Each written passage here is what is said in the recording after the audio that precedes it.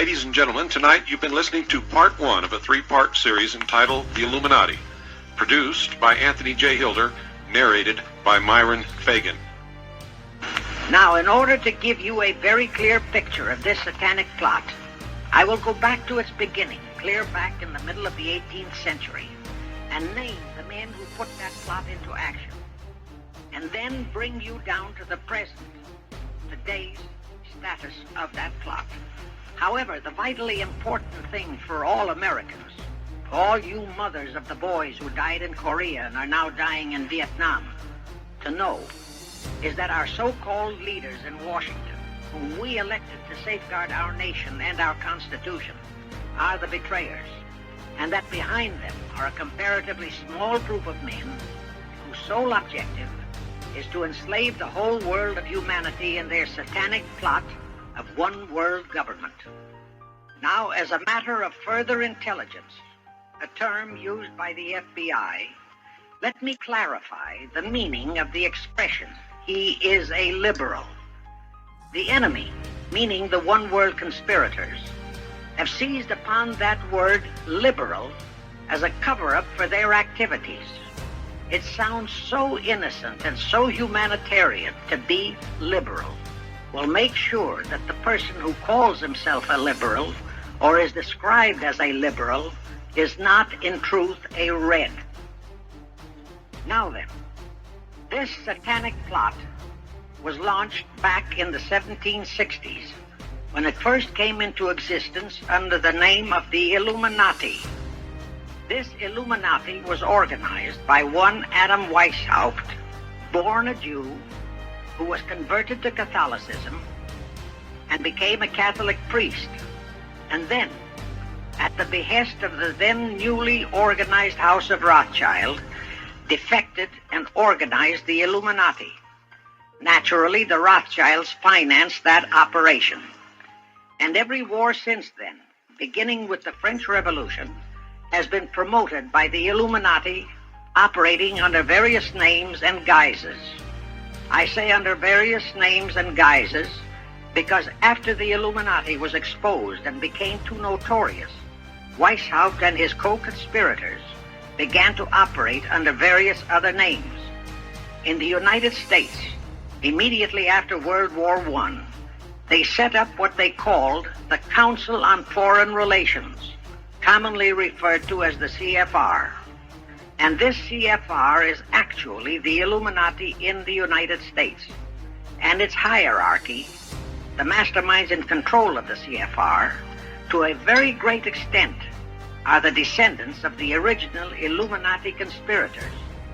But to conceal that fact, most of them changed their original family names to American-sounding names. For example, the true name of the Dillons, Clarence and Douglas Dillon, once Secretary of the U.S. Treasury Department, is Lepowski. I'll come back to all this later.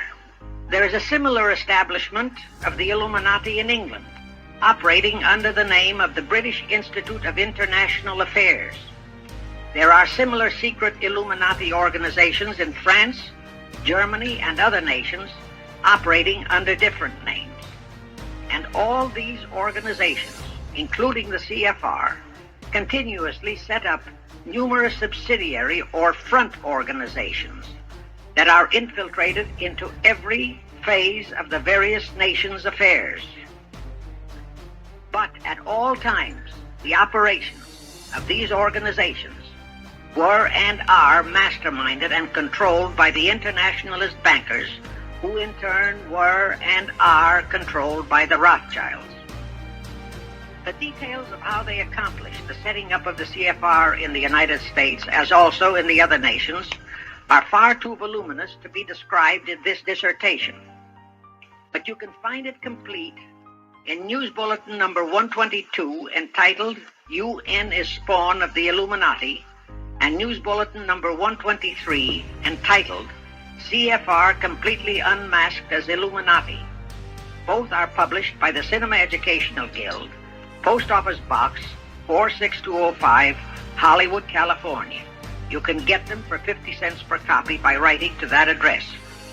Those news bulletins reveal the names of the original founders of the Illuminati and the Americanized names of their descendants in the present CFR. Now I'll go back to the activities of the original Illuminati conspirators. As revealed in News Bulletin number 122, one branch of the Rothschild family had financed Napoleon.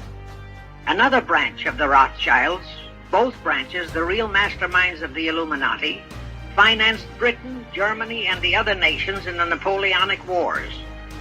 Immediately after the Napoleonic Wars, the Illuminati assumed that all the nations were so destitute and so weary of wars that they'd be glad for any solution.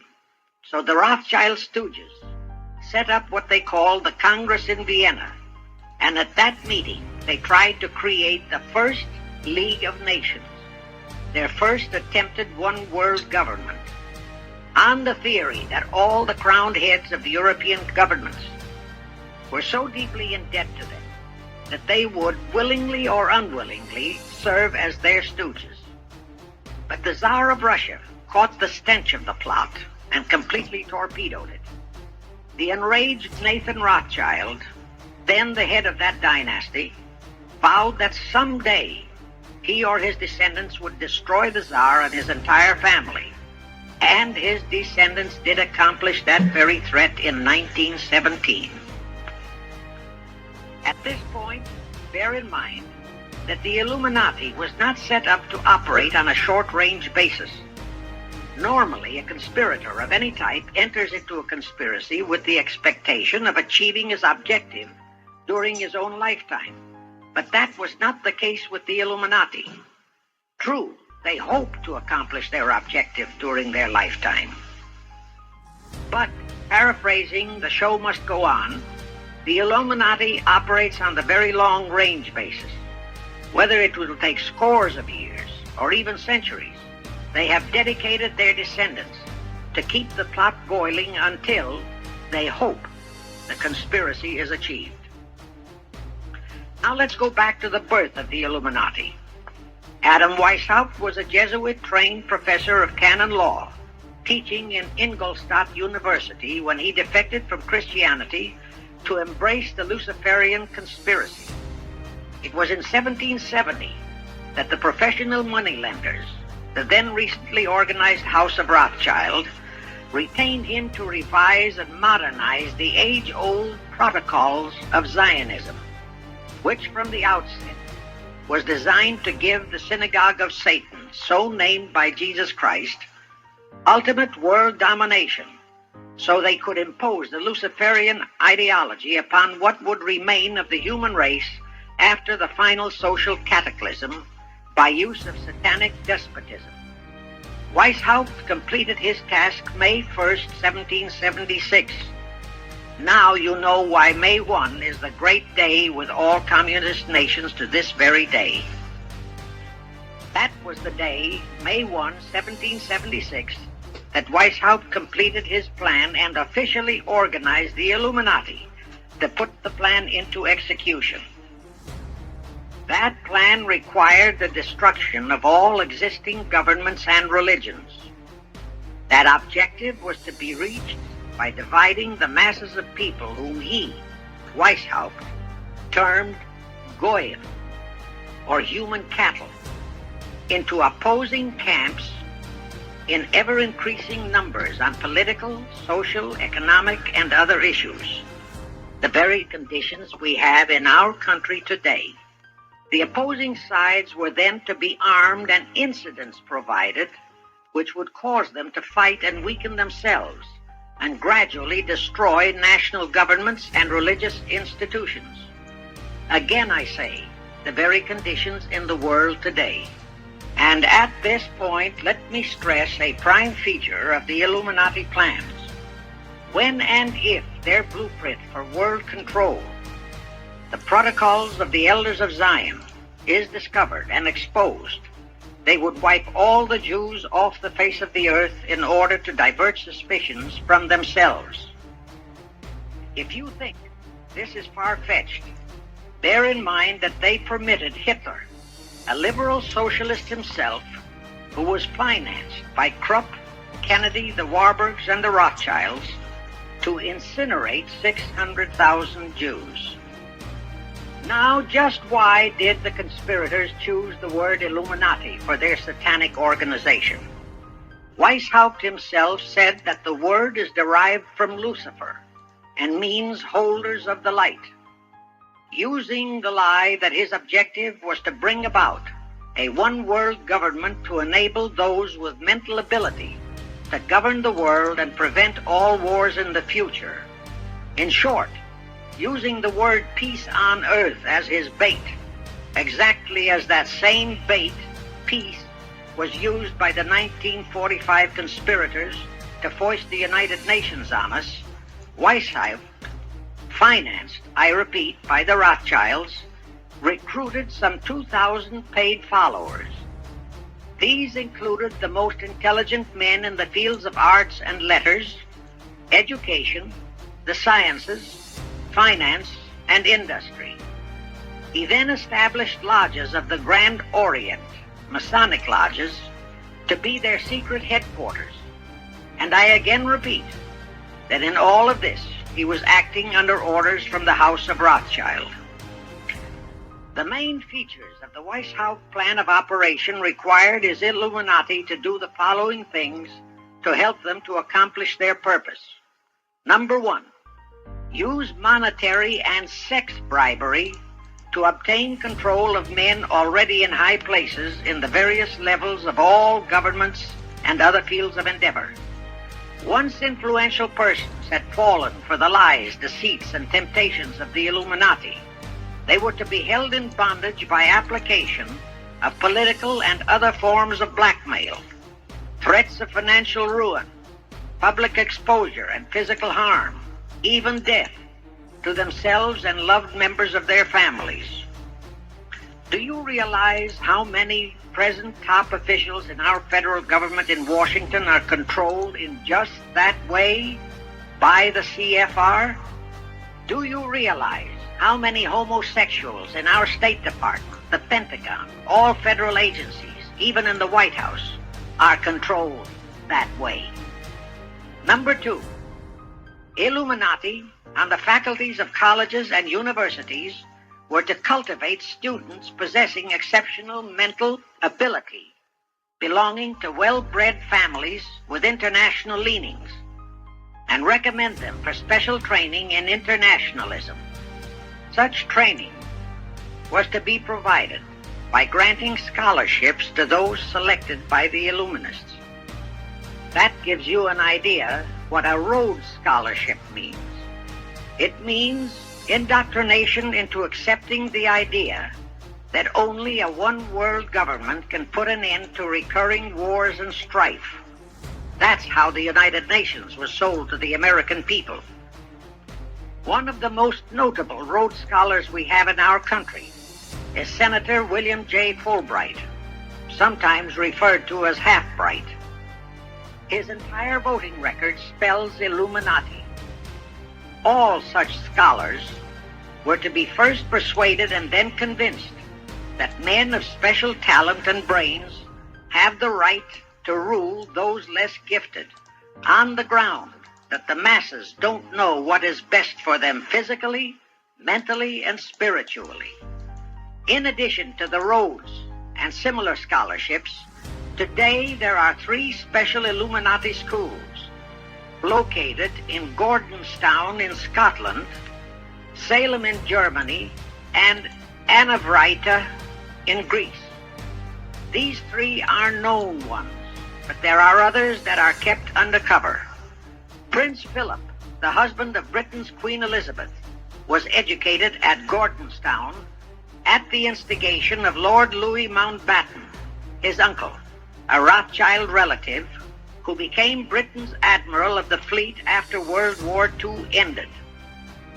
Number 3, all influential people trapped into coming under the control of the Illuminati, plus the students who had been specially educated and trained, were to be used as agents and placed behind the scenes of all governments as experts and specialists, so they would advise the top executives to adopt policies which would, in the long run, serve the secret plans of the Illuminati one world conspiracy and bring about the destruction of the governments and religions they were elected or appointed to serve. Do you know how many such men operate in our government at this very time? Rusk, McNamara, Hubert Humphrey, Fulbright, Kuchel, and go on and on and on. Number 4, perhaps the most vital directive in Weishaupt's plan was to obtain absolute control of the press, at that time the only mass communications media, to distribute information to the public, so that all news and information could be slanted, so that the masses could be convinced that a one-world government is the only solution to our many and varied problems. Now, do you know who owns and controls our mass communications media? I'll tell you, practically all the movie lots in Hollywood is owned by the Lehmans, Kuhn Loeb and Company, Goldman Sachs, and other internationalist bankers. All the national radio and TV channels in the nation are owned and controlled by those same internationalist bankers. The same is true of every chain of metropolitan newspapers and magazines, also of the press wire services, such as Associated Press, United Press International, etc.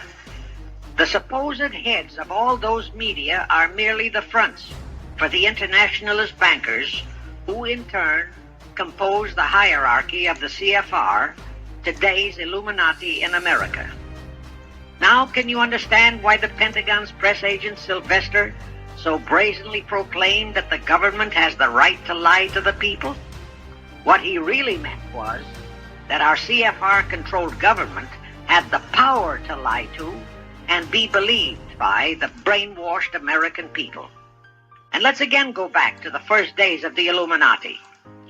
Because Britain and France were the two greatest world powers in the late years of the 18th century, Weishaupt ordered the Illuminati to foment the colonial wars, including our Revolutionary War, to weaken the British Empire and organize the French Revolution to destroy the French Empire. He scheduled the French Revolution to start in 1789. However, in 1784, a true act of God placed the Bavarian government in possession of evidence which proved the existence of the Illuminati, and that evidence could have saved France if they, the French government, hadn't refused to believe it. Here is how that act of God happened. It was in 1874 that Weishaupt issued his orders for the French Revolution. A German writer named Zwack put it into book form. It contained the entire Illuminati story and Weishaupt's plans. A copy of this book was sent to the Illuminists in France, headed by Robespierre, whom Weishaupt had delegated to foment the French Revolution. The courier was struck and killed by lightning as he rode through Ralston on his way from Frankfurt to Paris. The police found the subversive documents on his body and turned them over to the proper authorities. After careful study of the plot, the Bavarian government ordered the police to raid Weishaupt's newly organized lodges of the Grand Orient and the homes of his most influential associates. All additional evidence thus discovered convinced the authorities the documents were genuine copies of the conspiracy by which the Illuminati planned to use wars and revolutions to bring about the establishment of a one-world government, the powers of which they, headed by the Rothschilds, intended to usurp as soon as it was established. Exactly in line with the United Nations plot of today.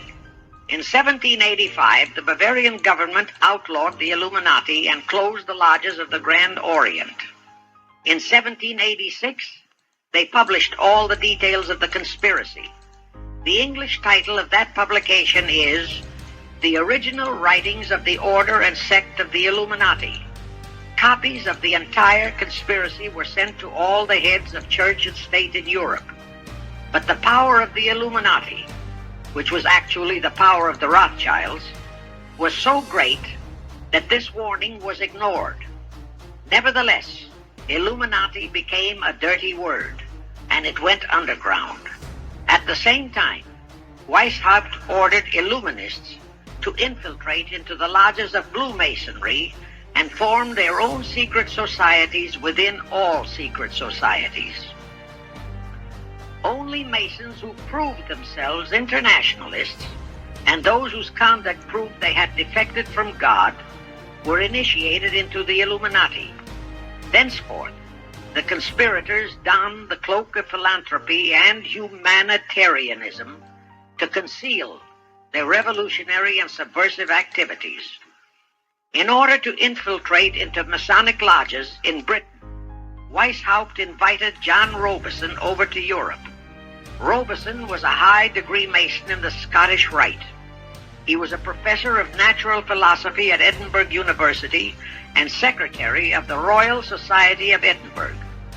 Robison did not fall for the lie that the objective of the Illuminati was to create a benevolent dictatorship, but he kept his reactions to himself so well that he was entrusted with a copy of Weishaupt's revised conspiracy for study and safekeeping.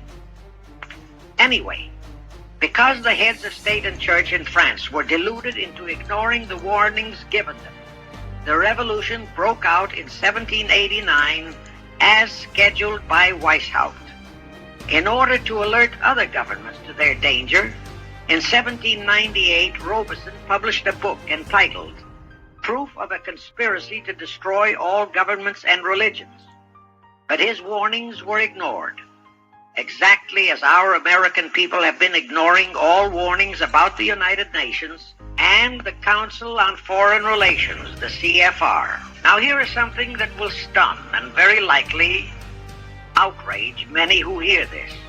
But there is documentary proof that our own Thomas Jefferson and Alexander Hamilton became students of Weishaupt's.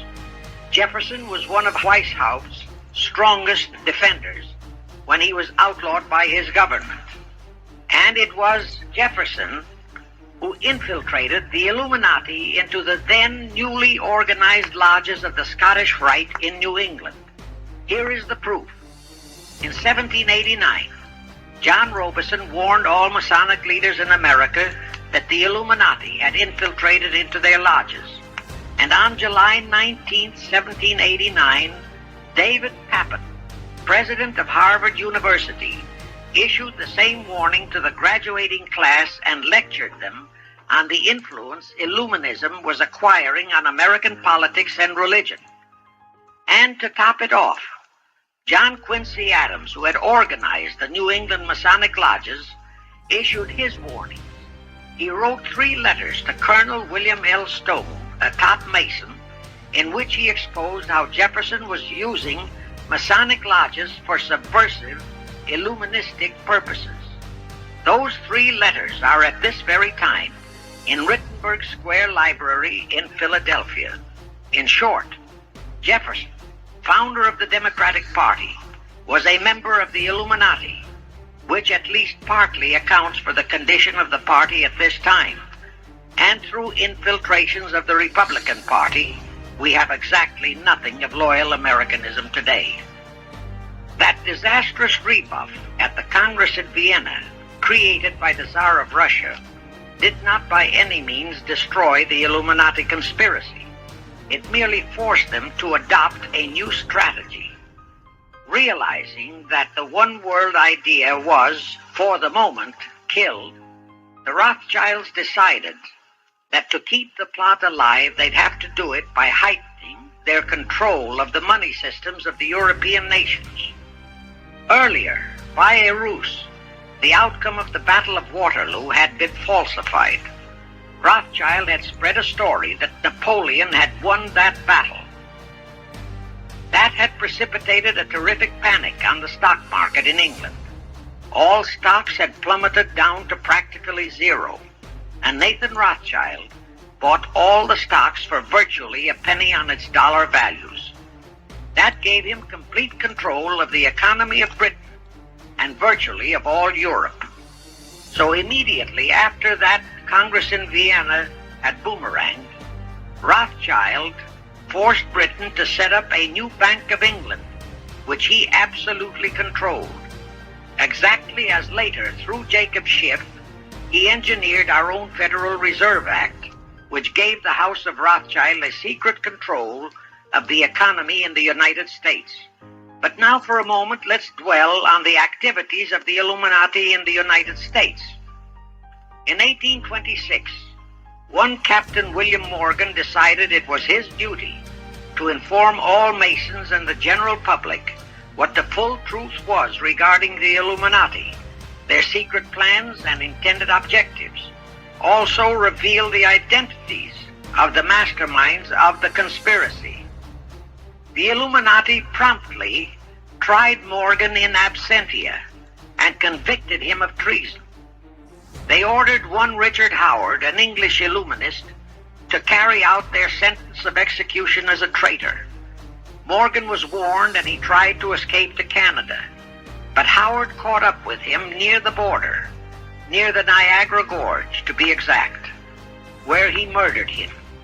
This was verified in a sworn statement made in New York by one Avery Allen to the effect that he heard Howard render his report of the execution to a meeting of Knights Templars in St. John's Hall, New York. He also told how arrangements had been made to ship Howard back to England. That Allen affidavit is on record in New York City archives. Very few Masons and very few of the general public know that general disapproval over that incident of murder caused approximately half of all the Masons in the northern jurisdiction of the United States to secede. Copies of the minutes of the meeting held to discuss that matter are still in existence in safe hands, and that all that secrecy emphasizes the power of the masterminds of the Illuminati to prevent such terrible events of history from being taught in our schools. In the early 1850s, the Illuminati held a secret meeting in New York, which was addressed by a British Illuminist named Wright. Those in attendance were told that the Illuminati was organizing to unite the nihilist and atheist groups with all other subversive groups into an international to be known as communists. That was when the word communist first came into being, and it was intended to be the supreme weapon and scare word to terrify the whole world and drive the terrorized peoples into the Illuminati one world scheme. This scheme, communism, was to be used to enable the Illuminati to foment future wars and revolutions. Clinton Roosevelt, a direct ancestor of Franklin Roosevelt, Horace Greeley and Charles Dana, foremost newspaper publishers of that time, were appointed to head a committee to raise funds for the new venture. Of course, most of the funds were provided by the Rothschilds. And this fund was used to finance Karl Marx and Engels when they wrote Das Kapital and the Communist Manifesto in Soho, England.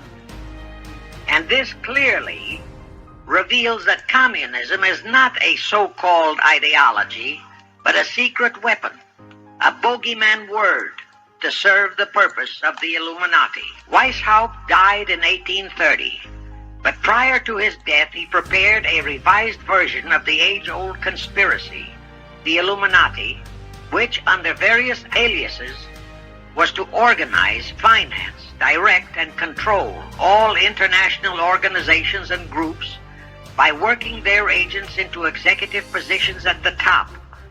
In the United States, we have Woodrow Wilson, Franklin Roosevelt, Jack Kennedy, Johnson, Rusk, McNamara, Fulbright, etc. as prime examples. In addition, while Karl Marx was writing the Communist Manifesto under the direction of one group of Illuminists, Professor Karl Ritter of Frankfurt University was writing the antithesis under direction of another group. The idea was that those who direct the overall conspiracy could use the differences in those two so-called ideologies to enable them to divide larger and larger members of the human race into opposing camps, so that they could be armed and then brainwashed into fighting and destroying each other, and particularly to destroy all political and religious institutions. The work Ritter started was continued after his death and completed by the German so-called philosopher Friedrich Wilhelm Nietzsche, who founded Nietzscheism. This Nietzscheism was later developed into fascism and then into Nazism, and was used to foment World Wars I and II. In 1834, the Italian revolutionary leader Giuseppe Mazzini was selected by the Illuminati to direct their revolutionary program throughout the world. He served in that capacity until he died in 1872. But some years before he died, Mazzini had enticed an American general named Albert Pike into the Illuminati. Pike was fascinated by the idea of a one-world government, and ultimately he became the head of this Luciferian conspiracy. Between 1859 and 1871, he, Pike, worked out a military blueprint for 3 world wars and various revolutions throughout the world, which he considered would forward the conspiracy to its final stage in the 20th century. Again, I remind that these conspirators were never concerned with immediate success. They always operated on a long-range view. Pike did most of his work in his home in Little Rock, Arkansas. But a few years later, when the Illuminati's lodges of the Grand Orient became suspect and repudiated because of Mazzini's revolutionary activities in Europe, Pike organized what he called the New and Reformed Palladian Rite. He set up 3 Supreme Councils, one in Charleston, South Carolina, one in Rome, Italy, and the 3rd in Berlin, Germany. He had Mazzini establish 23 subordinate councils in strategic locations throughout the world. These have been the secret headquarters of the world revolutionary movement ever since. Long before Marconi invented radio, the scientists in the Illuminati had found the means for Pike and the heads of his councils to communicate secretly. It was the discovery of that secret that enabled intelligence officers to understand how apparently unrelated incidents, one such as the assassination of an Austrian prince at Sarajevo, took place simultaneously throughout the world, which developed into a war or a revolution. Pike's plan was as simple as it has proved effective. It called for communism, Nazism, political Zionism, and other international movements be organized and used to foment 3 global world wars and at least 2 major revolutions. The First World War was to be fought so as to enable the Illuminati to destroy Tsarism in Russia, as vowed by Rothschild after the Tsar had torpedoed his scheme at the Congress in Vienna, and to transform Russia into a stronghold of atheistic communism. The differences stirred up by agents of the Illuminati between the British and German empires were to be used to foment this war. After the war would be ended, communism was to be built up and used to destroy other governments and weaken religions. World War II, when and if necessary, was to be fomented by using the controversies between fascists and political Zionists. And here let it be noted that Hitler was financed by Krupp, the Warburgs, the Rothschilds, and other internationalist bankers, and that the slaughter of the supposed 600,000 Jews by Hitler didn't bother the Jewish internationalist bankers at all. That slaughter was necessary in order to create worldwide hatred of the German people and thus bring about the war against them. In short, this Second World War was to be fought to destroy Nazism and to increase the power of political Zionism so that the State of Israel could be established in Palestine. During this World War II, international communism was to be built up until it equaled in strength that of united Christendom. When it reached that point, it was to be contained and kept in check until required for the final social cataclysm. As we know now, Roosevelt, Churchill, and Stalin put that exact policy into effect, and Truman, Eisenhower, Kennedy, and Johnson continued that same exact policy. World War III is to be fomented by using the so-called controversies the agents of the Illuminati, operating under whatever new name, are now stirring up between the political Zionists and the leaders of the Muslim world. That war is to be directed in such a manner that all of Islam and political Zionism, Israel, will destroy each other, while at the same time the remaining nations, once more divided on this issue, will be forced to fight themselves into a state of complete exhaustion, physically, mentally, spiritually, and economically. Now, can any thinking person doubt that the intrigue now going on in the Near, Middle, and Far East is designed to accomplish that satanic objective? Pike himself foretold all this in a statement he made to Mazzini on August 15, 1871. Pike stated that after World War III is ended, those who will inspire to undisputed world domination will provoke the greatest social cataclysm the world has ever known.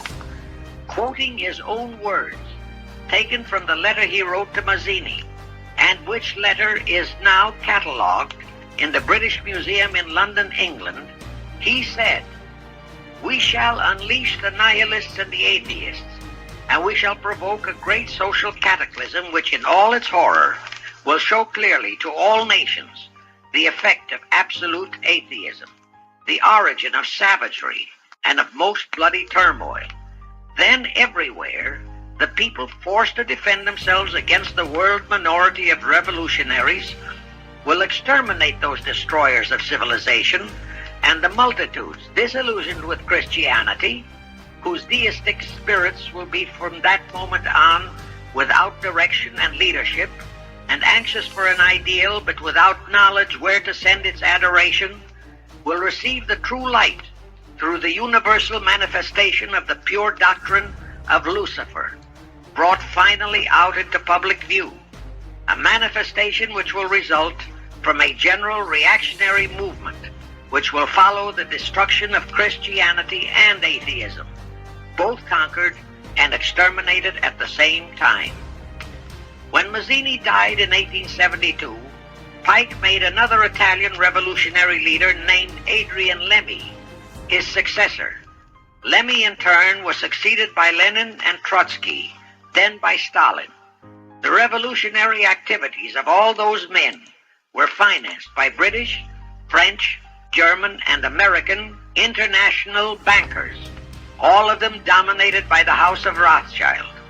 We are supposed to believe that the international bankers of today, like the money changers of Christ's day, are only the tools or agents of the great conspiracy, but actually they are the masterminds behind all of it. While the general public has been brainwashed by all the mass communications media into believing that communism is a movement of the so-called workers, the actual fact is that both British and American intelligence officers have authentic documentary evidence that international liberals operating through their international banking houses, particularly the House of Rothschild, have financed both sides in every war and revolution since 1776. Those who today comprise the conspiracy, the CFR in the United States, direct our governments, whom they hold in usury through such methods as the Federal Reserve System in America, to fight wars such as Vietnam, created by the United Nations, so as to further Pike's Illuminati plans to bring the world to that stage of the conspiracy when atheistic communism and the whole of Christianity can be forced into an all-out Third World War within each remaining nation, as well as on an international scale. The headquarters of the great conspiracy in the late 1700s was in Frankfurt, Germany, where the House of Rothschild had been established by Mayer Anschelm, who adopted the Rothschild name and linked together other international financiers who had literally sold their souls to the devil. After the Bavarian government's exposure in 1786, the conspirators moved their headquarters to Switzerland, then to London. Since World War II, after Jacob Schiff, the Rothschilds' boy in America, died, the headquarters of the American branch has been in the Harold Pratt Building, New York, and the Rockefellers, originally protégés of Schiff, have taken over the manipulation of finances in America for the Illuminati. In the final phases of the conspiracy, the one world government will consist of the king dictator, head of the United Nations, the CFR, and a few billionaires, economists, and scientists who have proved their devotion to the great conspiracy. All others are to be integrated into a vast conglomeration of mongrelized humanity, actually slaves. Now let me show you how our federal government and the American people have been sucked into the one world takeover plot of the Illuminati Great Conspiracy. And always bear in mind that the United Nations was created to become the housing for that one world so-called liberal conspiracy. The real foundations of the plot for the takeover of the United States were laid during the period of our Civil War. Not that Weishaupt and the earlier masterminds had ever overlooked the New World. As I have previously indicated, Weishaupt had his agents planted over here as far back as the Revolutionary War. But George Washington was more than a match for them. It was during the Civil War that the conspirators launched their first concrete efforts. We know that Judah Benjamin, chief advisor of Jefferson Davis, was a Rothschild agent. We also know that there were Rothschild agents planted in Abraham Lincoln's cabinet who tried to sell him into a financial dealing with the House of Rothschild. But old age saw through the scheme and bluntly rejected it, thereby incurring the undying enmity of the Rothschilds, exactly as the Russian Tsar did when he torpedoed their first League of Nations at the Congress in Vienna. Investigation of the assassination of Lincoln revealed that the assassin, Booth, was a member of a secret conspiratorial group. Because there were a number of highly important government officials involved, the name of the group was never revealed, and it became a mystery, exactly as the assassination of Jack Kennedy still is a mystery. But I am sure it will not for long remain a mystery.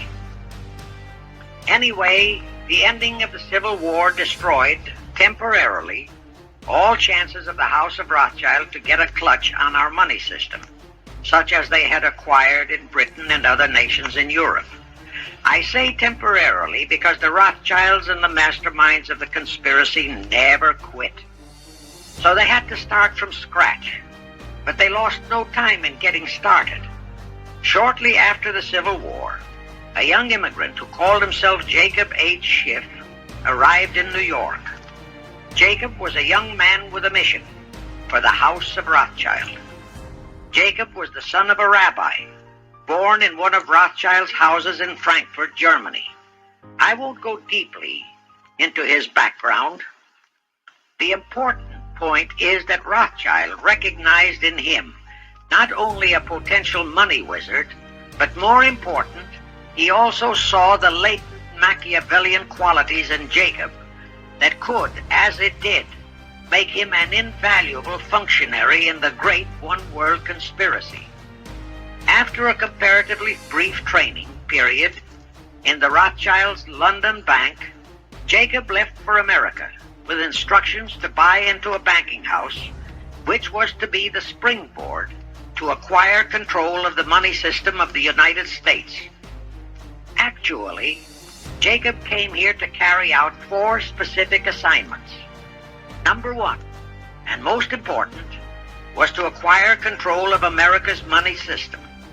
Number 2, find desirable men who, for a price, would be willing to serve as stooges for the great conspiracy and promote them into high places in our federal government, our Congress, in the U.S. Supreme Court, and all federal agencies. Number 3, create minority group strife throughout the nations, particularly between whites and blacks. Number 4, create a movement to destroy religion in the United States, but Christianity to be the chief target.